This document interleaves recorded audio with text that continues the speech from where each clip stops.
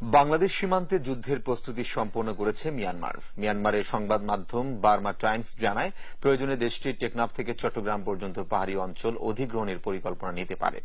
Burma টাইমসের দাবি, এই যুদ্ধ প্রস্তুতিতে বলি হিসেবে রোহিঙ্গা মুসলমানদের ব্যবহার করা হচ্ছে।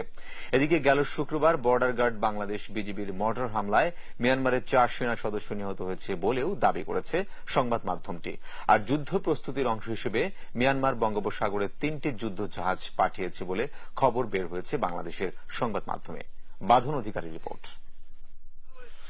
বাংলাদেশের বান্দরবান সংলগ্ন সীমান্তের পশ্চিম গেটে যুদ্ধের প্রস্তুতি সম্পন্ন করেছে মিয়ানমার। নিরাপত্তার অজুহাতে নাম প্রকাশে অনিচ্ছুক মেজর পর্যায়ের এক সেনা কর্মকর্তার বরাতে এ খবর জানিয়েছে মিয়ানমারের সংবাদ মাধ্যম।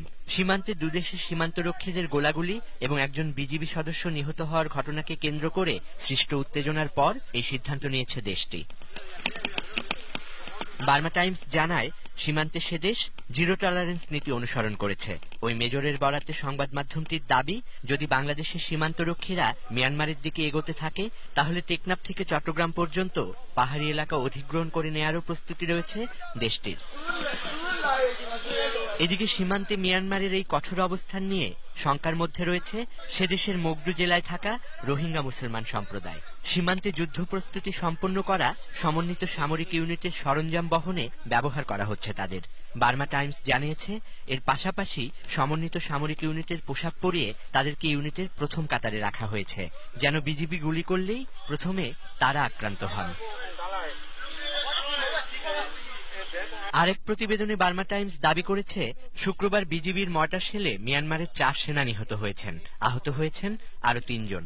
নিজস্ব সূত্রের বরাতে সংবাদ মাধ্যমটি জানায়, শুক্রবার নিহত বিজিবি সদস্যের মরদেহ ফিরিয়ে নিতে চেষ্টা করলে হঠাৎই গোলাগুলি শুরু করে মিয়ানমারের সীমান্তরক্ষী বাহিনী। প্রতিক্রিয়ায় বিজেপির তরফে পাল্টা হামলা চালালে হতাহতের ঘটনা ঘটে। তবে এ নিয়ে বিজিবির তরফে আনুষ্ঠানিক কোনো প্রতিক্রিয়া পাওয়া যায়নি।